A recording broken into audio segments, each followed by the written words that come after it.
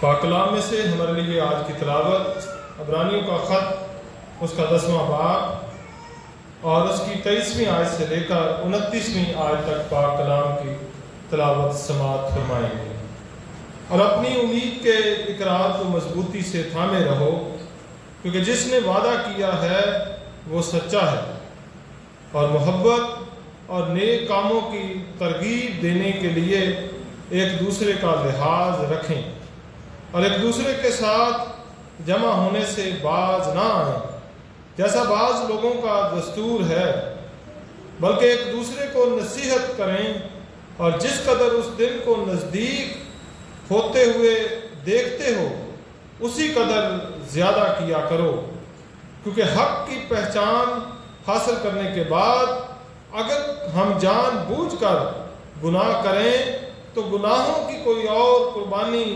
باقی نہیں رہی، ہاں عدالت کا ایک ہولناک اور انتظار اور غضبناک آتش باقی ہے جو مخالفوں کو کھا جائے گی۔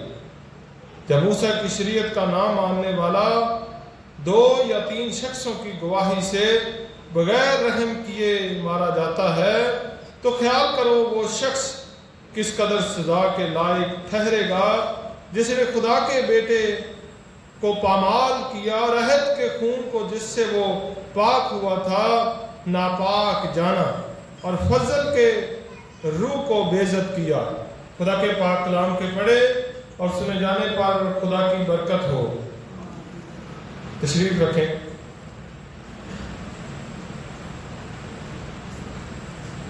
خداوند یسوع مسیح کے پاک اور مبارک نام میں آپ سب کی سلامتی ہو۔ خدائے بزرگوں برتر کا شکر ادا کرتے ہیں جس نے ہمیں یہ موقع دیا ہے کہ ہم سب آج اکٹھے ہو سکیں اور یسوع مسیح کے جی اٹھنے کو منا سکیں۔ ہمارا اکٹھے ہونے کا مقصد یہ ہوتا ہے کہ یسوع مسیح کے جی اٹھنے کی خوشی منائی جائے، اور پوری دنیا میں آج کے دن تمام مسیحی عبادت کیا کرتے ہیں، بلکہ پوری دنیا میں سرکاری چھٹی بھی اتوار ہی کو ہوتی ہے۔ اس لیے لازمی ہے کہ جو خدا وقت دیتا ہے ہم اس کو خدا کے ساتھ بڑی دیانتداری اور سنجیدگی کے ساتھ گزاریں۔ آپ جانتے ہیں کہ پچھلے اتوار اسی چرچ میں ایک روزہ سیمینار منعقد کیا گیا تھا جس کا مضمون تھا ہلاک کرنے والی بدعتیں۔ بدعت کا مطلب جو آپ کو بتایا گیا تھا وہ یہ تھا کہ دین میں یا مذہب میں کوئی نئی بات نکالنا، جس طرح اب ایک سلسلہ چل رہا ہے کہ ہمارا جو عقیدہ ہے یا ایمان ہے وہ خداوند یسوع مسیح پر ہے، اور یہ بھی جانتے ہیں کہ یسوع مسیح اس دنیا کے آخر میں آئے، کیونکہ عبرانیوں کے خط کے پہلے باب میں لکھا ہے کہ خدا نے باپ دادا سے حصہ بحصہ اور طرح بطرح نبیوں کی معرفت کلام کیا، لیکن اس زمانہ کے آخر میں ہم سے بیٹے کی معرفت کلام کیا۔ اگر کوئی شخص اور آ کر کہتا ہے کہ خدا نے رات کو میرے ساتھ کلام کیا ہے اور خدا نے مجھے یہ کہا ہے، تو آپ بائبل مقدس میں اتنے ماہر ہوں آپ کو پتا چلے کہ وہ شخص جو کہہ رہا ہے کہ خدا نے میرے ساتھ کلام کیا ہے، آیا وہ درست سمت پر جا رہا ہے یا غلط سمت پر جا رہا ہے۔ 2-3 حوالے ہیں جو آپ کو یاد ہوں تو آپ کبھی بھی ان کے پھندے میں نہیں پھنسیں گے۔ پہلا حوالہ جو یوحنا کے انجیل کے 14ویں باب کی 25ویں آیت میں لکھا ہوا ہے، یسوع نے کہا کہ جب روح القدس یعنی دوسرا مددگار آئے گا تو وہ سب باتیں تمہیں یاد دلائے گا جو میں نے تم سے کہی تھی۔ یعنی جو باتیں انجیل مقدس میں لکھی ہوئی ہیں، اگر کسی کو رات کو خواب آتا ہے، رویا آتی ہے یا پاک روح آ کر ہدایت دیتا ہے تو وہ جو انجیل مقدس میں باتیں لکھی گئی ہیں ان کے مطابق ہی وہ ہدایت دے گا۔ اگر کوئی اور طرح کی ہدایت ہے جو انجیل مقدس میں نہیں لکھی تو سمجھ لیں کہ وہ تعلیم، وہ رویا، وہ خواب غلط ہے اور سچائی پر مبنی نہیں۔ دوسرے نمبر پر اگر کوئی پرافٹ ہونے کا دعویٰ کرے، پرافٹ پتہ کسے کہتے ہیں؟ نبی کو۔ اگر کوئی نبی ہونے کا دعویٰ کرے تو لوکا کے انجیل اور یوحنا کے انجیل میں لکھا ہوا ہے کہ تمام توریت اور نبیوں نے یوحنا تک نبوت کی، یعنی یوحنا بپتسمہ دینے والے تک नबी आए और उसके बाद खुदा यीशु मसीह आए। और यीशु मसीह के बाद अगर कोई मसीही होते हुए ये कहे कि मैं प्रॉफिट हूँ, खुदा ने मुझे नबी होने का दर्जा दिया, खुदा ने मुझे कलाम किया मेरे साथ, और तुम जाकर इस किताब को मानो या इस जगह इबादत करो या ये कवानीन होने चाहिए, तो समझ लें कि वो आदमी गलत है। तीसरी बात मुकाशवा की किताब के आखिरी बाब में लिखी है, अगर आप मेरे साथ इस हवाला को देख लें, मुकाशवा की किताब उसका 22वां बाब और उसकी 18वीं आयत में यूं लिखा हुआ है, मैं हर एक आदमी के आगे जो इस किताब की नबूवत की बातें सुनता है गवाही देता हूं, अगर कोई आदमी उनमें से कुछ बढ़ाए तो खुदा इस किताब में लिखी हुई आफतें उस पर नाजल करेगा। यानी अगर कोई तशरीह तफसीर करते हुए या ख्वाब और रोया की बात करते हुए वो तफसीर और वो तशरीह करे जो इस नए अहदनामा के मुनाफी हो या खिलाफ हो, तो उसकी बात को हरगिज़ ना माने। उसके बाद लिखा हुआ है, और अगर कोई इस नबूवत की किताब की बातों में से कुछ निकाल डाले तो खुदा उस जिंदगी के दरख्त और मुकद्दस शहर जिसका इस किताब में जिक्र है हिस्सा निकाल डालेगा। यानी अगर कोई इसमें से बढ़ाता है तो भी वो मुजरम है और घटाता है तो भी वो मुजरम है। लेकिन जो सारी की सारी किताब ही चेंज कर दे और कहे कि मैं 1805 में अमेरिका में पैदा हुआ और 1829 में खुदा ने मेरे साथ कलाम किया और खुदा ने कहा कि ये किताब है जो जाकर मसीहियों को दो जिसकी मसीहियों को पढ़ने की ज़रूरत है, और अगर कोई आपको इस तरह का आकर दावा करता है और उसमें मुकाशवा की किताब, यीशु मसीह की अंजील, पौलुस के खतूत शामिल नहीं है, तो ऐसी किताब को रिजेक्ट करें, रद्द करें, क्योंकि बाइबल मुकद्दस इस बात की हमें तालीम नहीं देती। तो ये थी चंद बातें जो पिछली दफ़ा की थी, पिछली दफ़ा के सेमिनार के ताल्लुक से थी। एक बात और, आपने सुना होगा बिशप साहब ने जब पैगाम दिया तो उन्होंने एक बात की थी, और बात वो ये की थी कि मार्केट में बड़े जाली नोट हैं, आप हर जाली नोट को नहीं पहचान सकते। मार्केट में बहुत झूठे उस्ताद हैं, आप झूठे उस्तादों को भी नहीं पहचान सकते। मार्केट में बहुत सारे जाली पादरी, जाली मुबश्शिर, जाली खुदा के खादिम भी हैं, आप उनको पहचान नहीं सकते, क्योंकि बाइबल मुकद्दस में क्या लिखा हुआ है कि कुछ शक नहीं कि इब्लीस भी नूरानी फरिश्ते का हम शक्ल हो जाता है। अब हमारे पास पहचान क्या होनी चाहिए?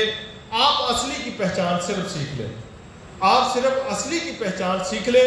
जो असली के म्यार पर पूरा उतरता है वो खुदा का बंदा है, और जो असली के म्यार पर पूरा नहीं उतर रहा वो खुदा का बंदा नहीं है। इसीलिए किताब मुकद्दस में यूहन्ना के इंजील के 8वें बाब की 32वें आयत में यीशु ने फरमाया, और सच्चाई से वाकिफ होगे तो सच्चाई तुमको आज़ाद करेगी। आप सिर्फ सच्चाई से वाकिफ हो, यीशु मसीह को पहचाने, यीशु मसीह को जाने, उसके कलाम को पहचाने, उसके कलाम की बातों को अपने दिलों में रखें, ताकि जब भी कोई बुरा वक्त आए तो वो आपका कलाम आपका साथ दे और आप गुमराह न होने पाए।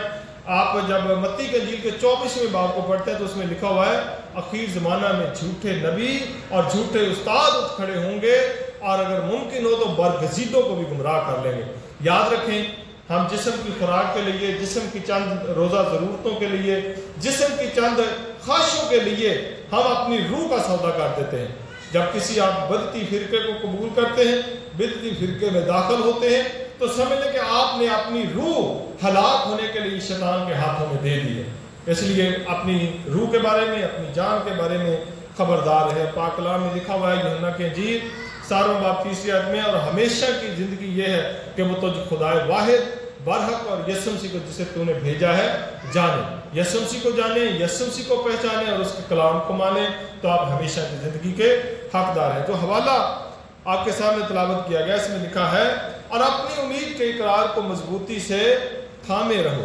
अब हमारा पहले नंबर पर हमारी उम्मीद क्या है और दूसरे नंबर पर हमारा इकरार क्या है। हमारी उम्मीद ये है कि यीशु मसीह दोबारा आएगा, ये हमारी उम्मीद है।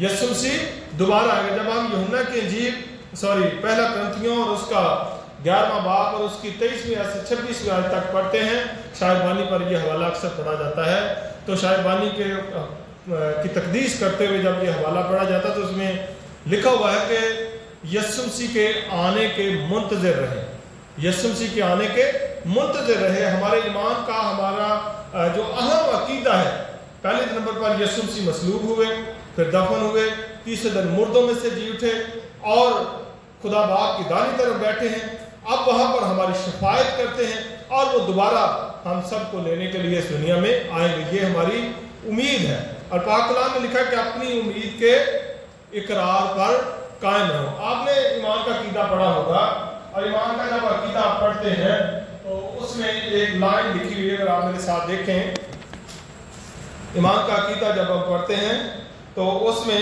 ایک لائن لکھی ہے. وہ یہ ہے: تیسرے دن مردوں میں سے جی اٹھا, آسمان پر چڑھ گیا اور خدا قادر مطلق کی دائنی طرف بیٹھا ہے, جہاں سے وہ زندوں اور مردوں کی عدالت کرنے کو آئے گا. تو یسوع مسیح دوبارہ خود زندوں اور مردوں کی عدالت کرنے کو آئے گا. ایک فرقہ ایسا بھی ہے ملک پاکستان میں بلکہ دنیا بھر میں جو کہتے ہیں کہ ہمیں 2000 سال ہو گئے ہیں یسوع مسیح کے آنے کی منادی کرتے ہوئے, لیکن یسوع ابھی تک نہیں آئے. لہذا اپنے چرچوں میں یسوع کی آمد ثانی کی منادی بند کی جائے کیونکہ یسوع نے اب دوبارہ نہیں آنا. پطرس کے خط میں ایک بڑی واضح طور پر یہ آیت لکھی ہوئی ہے. اگر آپ میرے ساتھ دیکھیں دوسرا پطرس کا خط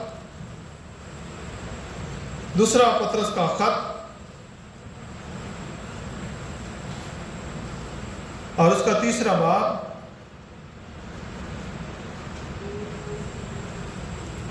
اور اس کی پہلی آیت سے میں پڑھوں گا, ذرا آپ توجہ سے سنیں. اے عزیزو, اب میں تمہیں یہ دوسرا خط لکھتا ہوں اور یاد دہانی کے طور پر دونوں خطوں سے تمہارے صاف دلوں کو ابھارتا ہوں. اب یہ خط کس لیے لکھا گیا؟ تاکہ ہمیں ابھارا جائے. ابھارتا ہوں کہ تم ان باتوں کو جو پاک نبیوں نے پیشتر کہیں. پاک نبیوں نے کب کہیں؟ پیشتر, یعنی پہلے سے کہیں. اب جو نبی آ کر دعویٰ کرتے ہیں وہ ان کی نہیں بات میں کر رہا. جیسے جوزف سمیت کی میں نے پچھلے دنوں بات کی, ایسے نبیوں کی نہیں. لکھا ہے کہ تم ان باتوں کو جو پاک نبیوں نے پیشتر کہیں اور خداوند اور منجی کے اس حکم کو یاد رکھو جو تمہارے رسولوں کی معرفت آیا تھا. اور یہ پہلے جان لو کہ اخیر زمانہ میں ایسے ہنسی ٹھٹھا کرنے والے آئیں گے جو اپنی خواہشوں کے مافک چلیں گے اور کہیں گے اس کے آنے کا وعدہ کہاں گیا, کیونکہ جب سے باپ دادا سوئے ہیں اس وقت سے اب تک سب کچھ ویسا ہی ہے جیسا خلقت کے شروع سے تھا. وہ تو جان بوجھ کر یہ بھول گئے کہ خدا کے کلام کے ذریعے سے آسمان قدیم سے موجود ہے اور زمین پانی میں سے بنی اور پانی میں قائم ہے. انہی کے ذریعے سے اس زمانہ کی دنیا ڈوب کر ہلاک ہوئی, مگر اس وقت کے آسمان اور زمین اس کلام کے ذریعے سے اس لیے رکھے ہیں کہ جلائے جائیں. وہ بے دین آدمیوں کی عدالت اور ہلاکت کے دن تک محفوظ رہیں گے. آئے عزیزو, یہ خاص بات تم سے پوشیدہ نہ رہے کہ خداوند کے نزدیک ایک دن 1000 برس کے برابر ہے اور 1000 برس ایک دن کے برابر ہے. خداوند اپنے وعدہ میں دیر نہیں کرتا جیسی دیر بعض لوگ سمجھتے ہیں, بلکہ تمہارے بارے میں تحمل کرتا ہے, اس لیے کہ کسی کی ہلاکت نہیں چاہتا بلکہ یہ چاہتا ہے کہ سب کی توبہ تک نوبت پہنچے. لیکن خداوند کا دن چور کی طرح آئے گا. اس دن آسمان بڑے شور و غل کے ساتھ برباد ہو جائیں گے اور اجرام فلک حرارت کی شدت سے پگھل جائیں گے اور زمین اور اس پر کے کام جل جائیں گے. جب یہ سب چیزیں اس طرح پگھلنے والی ہیں تو تمہارا پاک چال چلن اور دینداری میں کیسا کچھ ہونا چاہیے اور خدا کے اس دن کے آنے کا کیسا کچھ منتظر اور مشتاق رہنا چاہیے جس کے باعث آسمان آگ سے پگھل جائیں گے اور اجرام فلک حرارت کی شدت سے گل جائیں گے. لیکن اس کے وعدہ کے موافق ہم نئے آسمان اور نئی زمین کا انتظار کرتے ہیں جن میں راست بازی وسیع رہے گی. یہ وہ بات ہے جو ہم اپنی امید کے اقرار پر قائم ہے. اس لیے کبھی بھی کوئی شخص, کوئی آدمی, کوئی فرشتہ کبھی میرے منہ سے بھی یہ بات نکلے, میں بھی آ کر آپ کو کہوں کہ یسوع مسیح نے نہیں آنا کیونکہ بڑا عرصہ ہو گیا, تو آپ نے بات کا یقین نہیں کرنا, کیونکہ خدا کا کلام مجھ سے زیادہ معتبر ہے. خدا کا کلام مجھ سے زیادہ قابل احترام ہے. اس لیے آپ سب نے خدا کے پاک کلام کی بات کی لحاظ رکھنا ہے, خدا کے پاک کلام پر توجہ دینی لکھا ہوا ہے, اور اپنی امید کے اقرار کو مضبوطی سے تھامے رہو. یہ ہمارے ایمان کی بیس ہے. آپ اپنی امید کے اقرار کو مضبوطی سے تھامے رہیں. دوسرے نمبر پر لکھا ہوا ہے کیونکہ جس نے وعدہ کیا ہے وہ سچا ہے. اب یہ لکھنے کی کیا ضرورت تھی؟ خدا کا تو پہلے پتا ہے کہ خدا سچا ہے. کبھی کبھی انسان یہ سوچتا ہے کہ شاید خدا کو غلطی لگ گئی یا خدا بھول گیا ہے یا شاید کوئی مسٹیک ہے، اس لیے ساتھ یہ بھی لکھا گیا کہ وہ وعدہ جو کرنے والا ہے کہ وہ آئے گا وہ سچا ہے، وہ لا تبدیل ہے۔ لکھا گیا کہ خدا کا پاک کلام لا تبدیل ہے، خدا کا پاک کلام بدلتا نہیں بلکہ زندگیوں کو بدل دیتا ہے۔ اس لیے لکھا ہوا ہے کیونکہ جس نے وعدہ کیا وہ سچا ہے اور محبت اور نیک کاموں کی ترغیب دینے کے لیے ایک دوسرے کا لحاظ رکھیں۔ اب ہمارے اوپر ایک فرض عائد ہوتا ہے، وہ فرض کیا عائد ہوتا ہے؟ لکھا ہوا ہے کہ محبت اور نیک کاموں کی ترغیب دینے کے لیے ایک دوسرے کا لحاظ کریں، یعنی ایک دوسرے کی ہمیں حوصلہ افزائی کرنی چاہیے۔ کیسے کرنا چاہیے؟ نیک کاموں میں کوئی اچھا کام کر رہا ہے اس کی حوصلہ افزائی کریں، کوئی غلط کام کرتا ہے اس کی حوصلہ شک نہیں کریں، پیار کے ساتھ محبت کے ساتھ اس کو سمجھائیں، اس کو بتائیں کہ جو رستہ آپ نے اختیار کیا ہے، جس رستے پر آپ چل رہے ہیں یہ گمراہی کا رستہ، یہ آپ کو لے ڈوبے گا اور آپ ایک دن آئے گا کہ مر جائیں گے۔ آپ کے سامنے چھوٹے بچے اگر یہ جو سوچ ہے بجلی کے میں ہاتھ دیں تو آپ کیا کریں گے؟ روکیں گے نا؟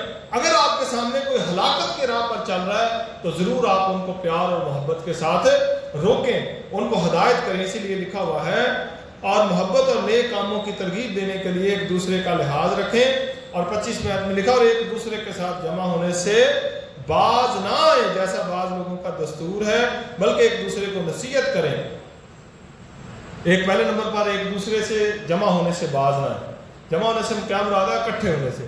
میں نے آپ کو پہلے کئی دفعہ اس پر پیغام دیا، اعمال کی کتاب میں لکھا ہوا ہے جب نئی کلیسیا قائم ہوئی تو پہلے دن پطرس نے وعظ کیا، 3000 لوگ خداوند یسوع مسیح پر ایمان لے آئے۔ جب 3000 لوگ خداوند یسوع مسیح پر ایمان لے آئے تو ان سب نے جمع ہو کر رسولوں سے پوچھا کہ ہم کیا کریں؟ پطرس نے ان سے کہا کہ تم میں سے ہر ایک شخص توبہ کرے اور یسوع مسیح کے نام کا بپتسمہ لے۔ اور اس کے بعد لکھا ہے کہ وہ سب ایک جگہ رہتے تھے، وہ رسولوں سے تعلیم پانے، رفاقت رکھنے، روٹی توڑنے، دعا کرنے میں مشغول رہے۔ کن کن کاموں میں؟ رسولوں سے تعلیم پانے نمبر 1، نمبر 2 رفاقت رکھنے میں۔ جو لکھا ہے کہ باہر اکٹھے ہونے سے باز نہ ہو، اس کا مطلب ہے کہ ایک دوسرے سے رفاقت رکھنے سے باز نہ ہو۔ جب آپ ایک دوسرے کے ساتھ رفاقت رکھیں گے، جو میرا ایمان ہے، جو میرے پاس خدا نے صلاحیت یا نعمت دی ہے، اس سے آپ فائدہ لے سکتے ہیں۔ جو آپ کے پاس صلاحیت یا نعمت ہے اس سے میں فائدہ لے سکتا ہوں۔ کہ ایک ان پڑھ آدمی میں آپ کو بات بتاتا ہوں، پچھلی دفعہ جب سیمینار کا پاڑا سے ایک شخص میرے ساتھ آیا تھا، ابھی پچھلے دنوں کی بات ہے، کل پرسوں کی بات ہے کہ وہ ہمارے گھر میں شخص بیٹھا ہوا تھا، دنیا پر سے ایک پادری صاحب آئے تھے تو گفتگو کر رہے تھے، تو گفتگو کے دوران اس ان پڑھ آدمی نے جو بات کہی وہ میرے دل میں تیر کی طرح لگی۔ بات اس نے یہ کہی کہ ان کے گھر میں بکریاں تھیں، کہنے لگا کہ پادری صاحب کی بکریاں ہیں یہ جو چارہ کھاندیاں ہیں یہ دعا کردیاں ہیں؟ میں کہا نہیں۔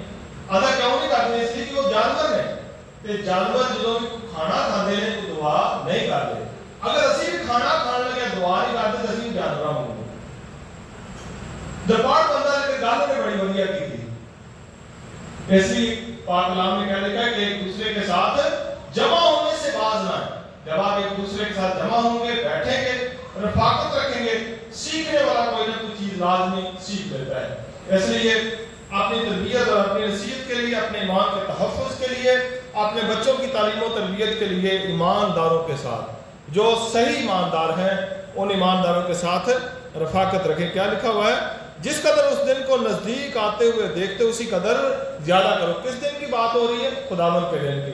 خداوند کا دن کون سا ہے؟ جب خداوند یسوع مسیح آمد ثانی میں یعنی دوسری آمد میں اس دنیا میں آئیں گے۔ اس کو کیا کون سا دن کہا جاتا ہے؟ خداوند کا دن یا آمد ثانی کا دن۔ تو لکھا کہ جیسا اس دن کو آتے ہوئے دیکھتے ہو زیادہ اکٹھے ہوا کرو، زیادہ جمع ہوا کرو، زیادہ ایک دوسرے کو نصیحت کیا کرو، زیادہ ایک دوسرے کی خبر گیری کیا کرو۔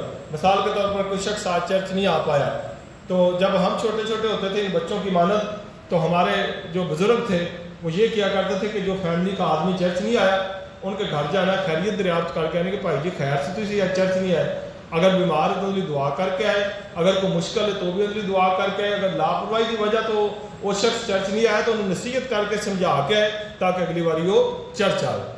تو کلیسیا اس طرح ترقی کرتی ہے۔ کلیسیا کیا ہے؟ کلیسیا مسیح کا بدن ہے۔ میں کلیسیا نہیں ہوں اکیلا، آپ اکیلے کلیسیا نہیں ہیں، ہم سب مل کر کلیسیا ہیں۔ اور سب کلیسیا جب ملتی ہے تو پھر کیا بنتا ہے؟ پھر مسیح کا بدن بنتا ہے. اور مسیح کا بدن جب ترقی کرے گا تو کون خوش ہوگا؟ ہمارا منجی، ہمارا مبارک خداوند یسوع مسیح جس نے صلیب پر جان دی ہے. پھر وہ کیا ہوگا؟ خوش ہوگا. 26 آیت دیکھیں. کیونکہ حق کی پہچان حاصل کرنے کے بعد اگر ہم جان بوجھ کر گناہ کریں تو گناہوں کی کوئی اور قربانی باقی نہیں رہی. اب ہم نے حق کی پہچان حاصل کر لی، سچائی کو ہم نے پہچان لیا، لیکن اب بھی ہم جان بوجھ کر گناہ کریں، اب بھی ہم جادو تویز اور ایسے لوگوں کے پاس جا کر بیٹھیں، ایسے لوگوں کے ساتھ تعلق رکھیں جو گمراہ اور ہمیں بھی گمراہ کرتے ہیں، تو پھر سمجھ لیں کہ گناہوں کی کوئی اور قربانی باقی نہیں ہے. یسوع نے ایک دفعہ آپ کو نجات دے دی ہے. اب وہ دوبارہ جب آئے گا تو وہ ایک منصف کی حیثیت سے آئے گا. ایک مثال آپ کو سناتا ہوں. ایک شخص تھا، اس نے سفر کرتے کرتے دریا کے کنارے سے گزر رہا تھا، تو ایک شخص اس نے دیکھا کہ دریا میں گر گیا. وہ گیا، چھلانگ لگائی اور اس نے دریا سے اس کو باہر نکال دیا، اس کی جان بچا لی. وہ شخص اپنے کام چلا گیا، جس کو نکالا تھا وہ اپنے کام چلا گیا. کچھ عرصے کے بعد کرتے کرتے وہ شخص پڑھتے پڑھتے پڑھتے جج بن گیا. اور دوسرا شخص جس کو پانی سے نکالے تھا وہ چوریوں پیٹیوں میں اس طرح برے کاموں میں ملوث تھا. کرتے کرتے وہ اس عدالت میں اس جج کے سامنے پیش ہوا، اور جج نے جب اس کا کیس سنا، کیس سننے کے بعد اس پر فرد جرم عائد کی اور اس کو سزائے موت کا حکم سنایا. اس نے کہا کہ اس شخص نے جس کو سزائے موت ملی، اس نے کہا کہ جج صاحب اگر آج آپ نے مجھے سزائے موت ہی دینی تھی تو اس نے مجھے پانی میں مر لینے دیتے. تو اس جج نے جواب دیا کہ اس وقت میں ایک نجات دینے والا، ایک بچانے والا تھا، لیکن اب میں منصف کی حیثیت سے بیٹھا، منصف کی کرسی پر بیٹھا اور مجھے فیصلہ کرنا ہے. اس طرح یسوع پہلی دفعہ جب آئے تو کیا کرنے کے لیے آئے؟ ہمیں نجات دینے کے لیے آئے، بطور نجات دہندہ بن کر آئے. اور یوحنا بپتسمہ دینے والا کے بارے میں کیا کہتا ہے؟ یوحنا کے انجیل کا پہلا باب اور اس کی 29ویں آیت میں، دیکھو یہ خدا کا برہ ہے جو جہان کے گناہ اٹھا لے جاتا ہے. پہلی دفعہ گناہ اٹھانے کے لیے آئے، دوسری دفعہ کس لیے آئیں گے؟ عدالت کرنے کے لیے آئیں گے. اس لیے لکھا ہے کیونکہ حق کی پہچان حاصل کرنے کے بعد اگر ہم جان بوجھ کر گناہ کریں تو گناہوں کی کوئی اور قربانی باقی نہیں رہی.